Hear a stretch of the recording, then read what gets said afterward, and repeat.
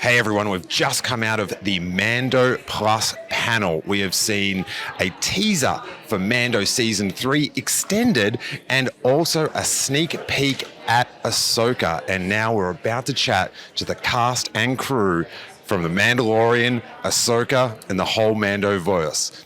I am pumped. Let's get set. Hey again, Giancarlo. Oh my goodness, there you are. Told you I was coming for you. So good to see you. Love seeing the clip, and we just love having you in The Mandalorian. But you're also playing another legendary evil character, Gus Fring. As an actor, with Moff Gideon and Gus Fring, who do you think has got the darkest of heart? Who is the most evil of the two? Wow, that is such an intense question. It really, really is. I would have to say, oh my gosh, you're really, really putting me through it. I would have to say it's Moff Gideon. You know, not in terms of my performance evil, but in terms of knowing that when things all fall apart, to take advantage of people to put it back together for your own good is evil. I think Gus is in a way not a victim, although in this sixth season of Better Call Saul, you see his vulnerability and you see that he is threatened. So he's just trying to survive. I think Moff Gideon is doing more than surviving. He's bait and switching. Right? He has an agenda all his own. He's been a warden of a certain part of the galaxy. He wants to bring all the other wardens together. For what reason? Why can't he just live in peace on his own little piece of paradise? There's got to be a reason that he's bringing all of them together, because he must have an agenda of his own. I'm just thinking as a person outside of both characters and not connected to either show. And to Gus's credit, he does cook great chicken. He cooks great chicken. I'm particularly proud of my crunchiness. I've never heard of a guy named the Colonel. I only know Gustavo's chicken, and it is the best. And did I mention? I recently introduced some curly fries. So you just try my curly fries. I'm partial to a curly fry. They're absolutely delicious. Cheers. Great seeing you again, mate. So great to see you. Can't even Have a great time. We're here with Pedro Pascal, the Mandalorian. We are so thrilled. My name is Steele, which is really, really cool. Hey, we've all got things going on, all right? We just saw a clip from Season 3. You've been reunited with Grogu. We love the team. They seem like a bit more of a dynamic duo on adventures. How has the relationship evolved to where they a bit more like partners in their adventure rather than a caring and a father type situation? I think one of the coolest things that I'm discovering that's happening in the relationship is that the question of who is protecting who at a certain point, because Grogu is learning to harness his power more and more, and the power obviously goes beyond what Din Djarin is capable of, but yet still in his position of love and parenting, that power needs to be harnessed in the right way, and so I love how the dynamic can kind of oscillate between those things.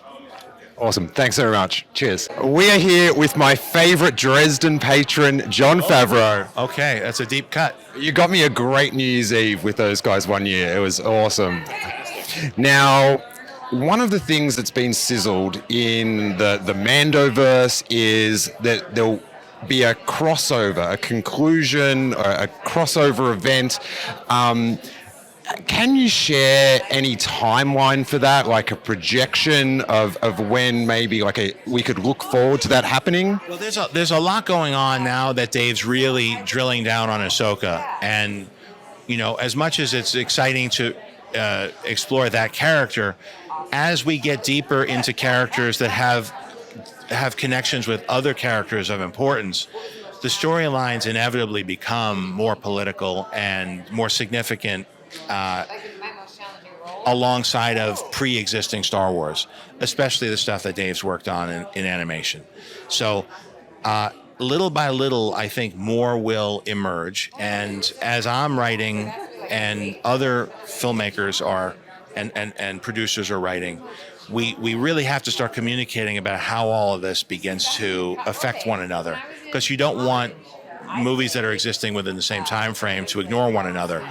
And by Dave and I being involved with all of the shows within this time frame, we could start to make it all to everything have connection points that inevitably lead to conflicts and resolution. Do you have a time frame? What time? When, I think that's all to be discovered and explored. Cheers, mate. We're here with Temuera Morrison, a man that if you see him at Star Wars Celebration on opening night and your friend's having a birthday, they will definitely come over to your table and wish my friend a happy birthday. I really appreciate that the other night at that top bar. Yes. It was nice. I have to know, you've been able to play so many different versions of Jango, Boba, and all the clones. Yes. One of the most surprising and poignant depictions was in Kenobi with the clone trooper begging. Oh my God, the clone trooper! I thought he stole the whole show. There I was trying to watch Obi-Wan Kenobi, but that clone trooper, man, he's just like it's like Clint Eastwood, like Unforgiven. He's on pit row now. Things aren't working out. The clone army is not the clone army as they used to be. So I was the representative to say, well, hey, things are looking bad here. He's on the streets of New York, Times Square there.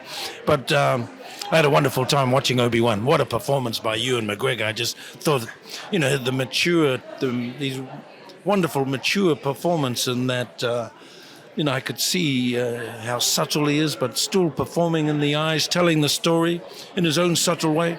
The music, again, really lifted the Obi-Wan series, I thought, with that John Williams influence. Mm-hmm. So, we are making kind of epic television, epic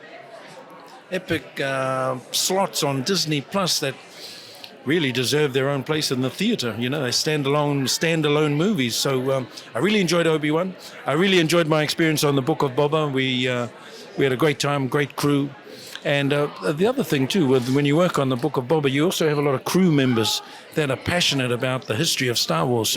So there's plenty of people to reference. Yeah. And I had to do a lot of that because, I don't know too much about the ins and outs and some of the history and then some of the overlapping things. So I was able to draw a lot on my crew. They helped me out a lot. So, hey, sometimes I'm just part of this whole waka that's going forward.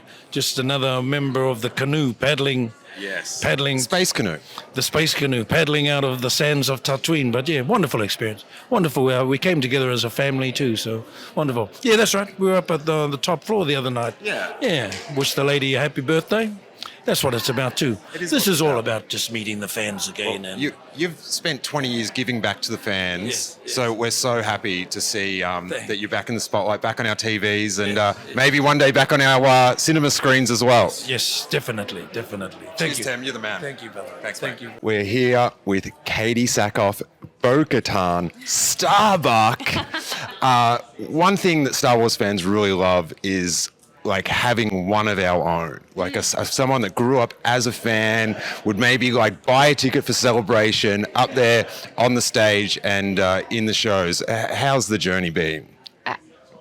The 5-year-old in me needs to be pinched over and over and over again. The fact that this is my life is pretty amazing. I looked at Dave the other day, and under my breath, I literally just said, "How is this my life?" And he said, "I ask myself that every day." So, it's beyond anything I could have ever imagined.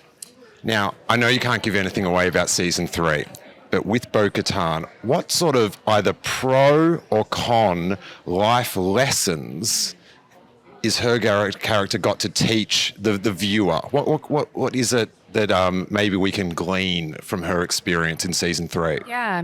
I think that Bo-Katan has a lot of guilt and where she came from in Clone Wars and Rebels to Mandalorian. There's a lot of shame and guilt and pain for her.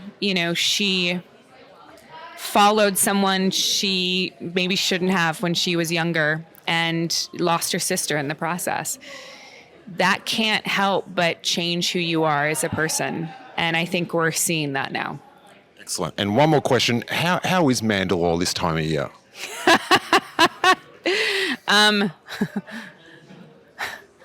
Airy.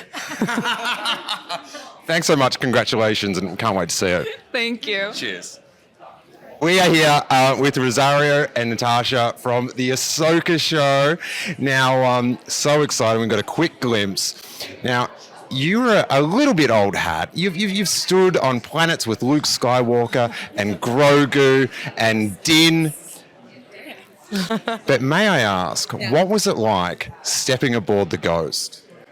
Oh, amazing.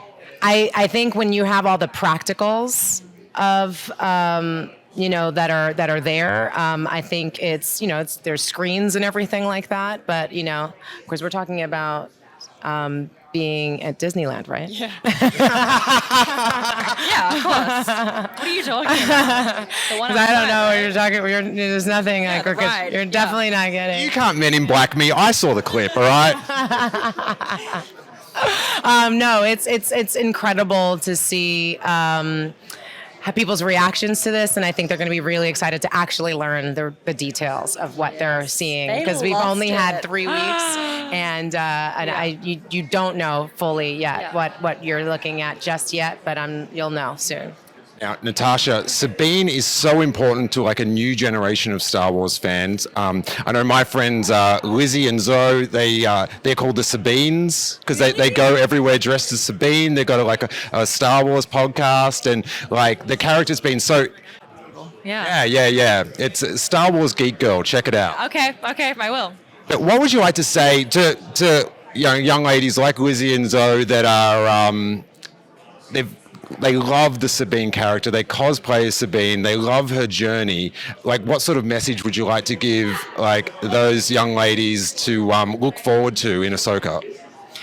I am also just a fan of Sabine. I'm inspired by her as I play her, and watching Rebels and seeing her go through so much, and she continues to go through so much with so much grace and spunk and humor and being uplifting through all of it. I think it's just very inspiring to see someone carry themselves like that and be so fearless in the face of so much danger.